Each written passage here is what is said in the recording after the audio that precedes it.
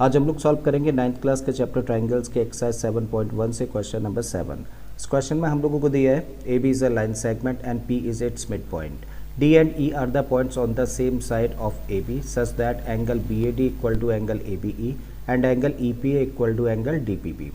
Then show that triangle DAP is congruent triangle EBP and AD is equal to BE। तो question में देखिए हम लोगों को यहाँ पर एक फिगर दे रखी है और इस फिगर में बोला गया है कि AB क्या है, AB एक लाइन सेगमेंट है और इस लाइन सेगमेंट AB का P क्या है, मिड पॉइंट है। और जब AB का P मिड पॉइंट है तो इसका मतलब ये इस लाइन सेगमेंट को 2 इक्वल पार्ट्स में डिवाइड करेगा, मतलब AP किसके इक्वल होगा, इस BP लाइन सेगमेंट के इक्वल हो जाता है। फिर उसके बाद बोला गया है कि इस लाइन सेगमेंट के एक ही साइड में 2 पॉइंट्स हैं। पहला पॉइंट क्या है D, जबकि दूसरा पॉइंट क्या है E, लेकिन एक कंडीशन के साथ में। और वो कंडीशन क्या है, कंडीशन है कि एंगल BAD यानी कि ये वाला जो एंगल है वो किसके इक्वल है, एंगल ABE यानी कि इस एंगल के इक्वल है। तो कन्वीनियंस के लिए हम लोग इस एंगल को कह देते हैं 1।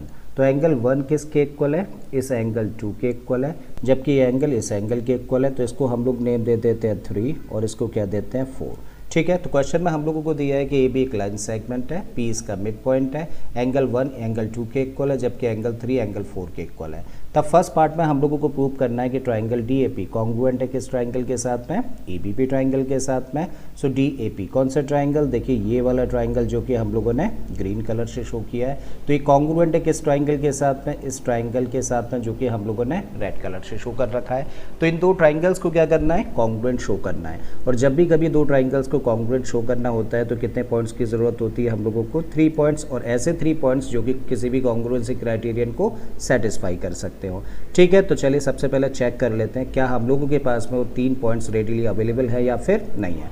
तो उसके लिए हम लोग एक ट्राइंगल पकड़ कर चलते हैं। तो इस ग्रीन ट्राइंगल में हम लोग देखें तो इस ग्रीन ट्राइंगल का ये एंगल हम लोगों को दे रखा है, जबकि ये साइड हम लोगों को दे रखी है। क्या इन 2 पॉइंट्स के अलावा तीसरा पॉइंट हम लोगों के पास में है, नहीं है। इसका मतलब हम लोगों के पास में सिर्फ अभी 2 ही पॉइंट्स हैं, लेकिन हम लोगों के पास में ये एडिशनल इन्फॉर्मेशन है। और क्या है वो, कि एंगल 3 किसके इक्वल है, एंगल 4 के इक्वल है। क्या ये एंगल 3 ग्रीन ट्राइंगल का पार्ट है, यानी कि ग्रीन ट्राइंगल का एंगल है, नहीं। इस एंगल 3 को ग्रीन ट्राइंगल का एंगल बनने के लिए क्या करना पड़ेगा, इस एंगल को प्लस करना पड़ेगा, तब देखिए एंगल बन जाएगा ना इस ग्रीन ट्राइंगल का। इसका मतलब एंगल 3 में ये पार्ट प्लस कर दें तो फिर ये ग्रीन ट्राइंगल का एंगल बन जाता है। बिल्कुल इसी तरीके से अगर हम लोग देखें क्या 4 इस रेड ट्राइंगल का पार्ट है, नहीं है। और इस एंगल 4 को इस रेड ट्राइंगल का पार्ट होने के लिए क्या करना है, अगर ये प्लस हो जाए तो ये पूरा एंगल बन जाएगा और ये पूरा एंगल किसका पार्ट होगा, फिर इस रेड ट्राइंगल का पार्ट होगा। और यहाँ से इस तरीके से हम लोगों को इन दोनों ट्राइंगल्स का एक एक एंगल और इक्वल मिल जाएगा। तो 3 पॉइंट्स हम लोगों के पास में हो जाएंगे। अभी तक हैं कितने, 2 ही पॉइंट्स हैं। तो ऐसे क्वेश्चंस को कहाँ से स्टार्ट करते हैं, थर्ड पॉइंट से ही हम लोग स्टार्ट करते हैं। पहले वो थर्ड पॉइंट हम लोग फाइंड करते हैं। तो अभी हम लोग क्या कर रहे हैं, इस गिवन कंडीशन को एक बार लिखते हैं। हम लोगों को दिया है कि एंगल 3 किसके इक्वल है, एंगल 4 के इक्वल है। और ऐसा हम लोगों ने क्यों लिखा, क्योंकि ये गिवन है, क्वेश्चन में दे रखा है कि दोनों एंगल्स इक्वल है। अब हम लोग क्या कर रहे हैं, जब ये दोनों एंगल्स इक्वल है तो इन दोनों एंगल्स में इस एंगल को प्लस कर रहे हैं। चलिए इस एंगल को हम लोग नेम दे देते हैं x, यानी कि इसका मेजरमेंट कितना है, x है। तो दोनों साइड्स में अगर हम लोग सेम क्वांटिटी प्लस करें तो कोई फ़र्क नहीं पड़ेगा, तब भी इक्वल ही रहेंगे। तो दोनों साइड्स में हम लोग क्या कर रहे हैं, x प्लस कर रहे हैं, मतलब एंगल 3 में प्लस किया x, साथ ही हम लोगों ने एंगल 4 के साथ भी प्लस कर दिया x।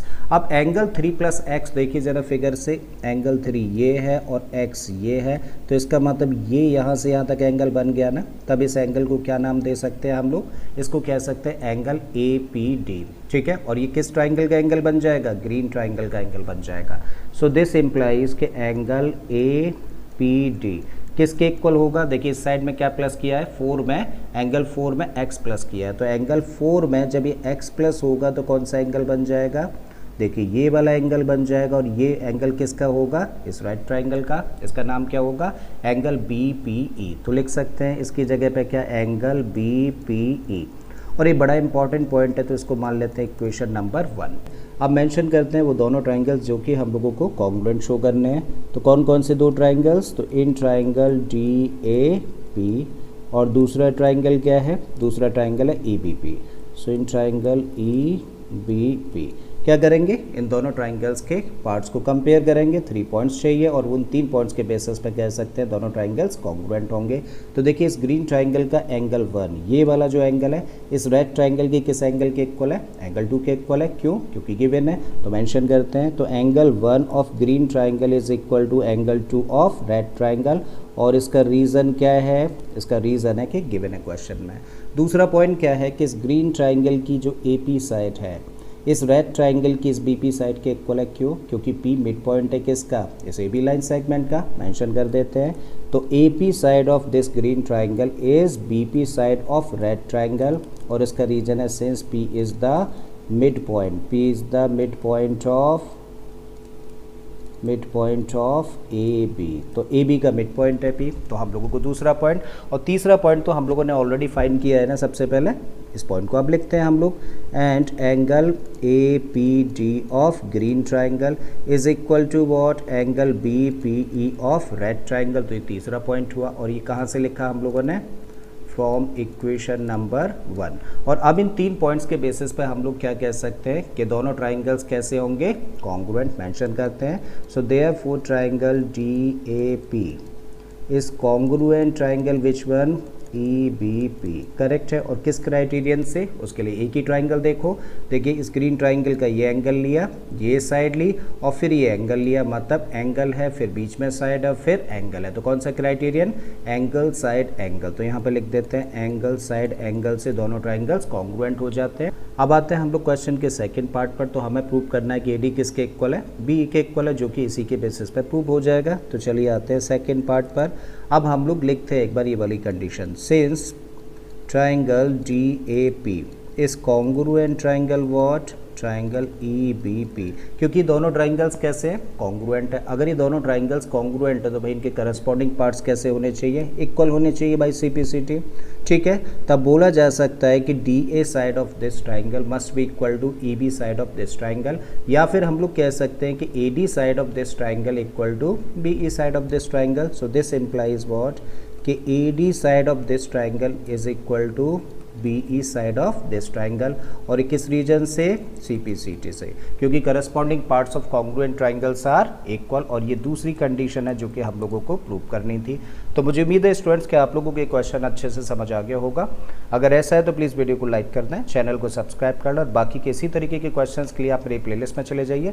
ऑलरेडी इस तरीके के बहुत सारे क्वेश्चंस मैंने अपलोड किए हैं। मैं फिर से आता हूँ एक नए क्वेश्चन, एक नए कॉन्सेप्ट के साथ में। Till then keep learning and thank you for watching this video.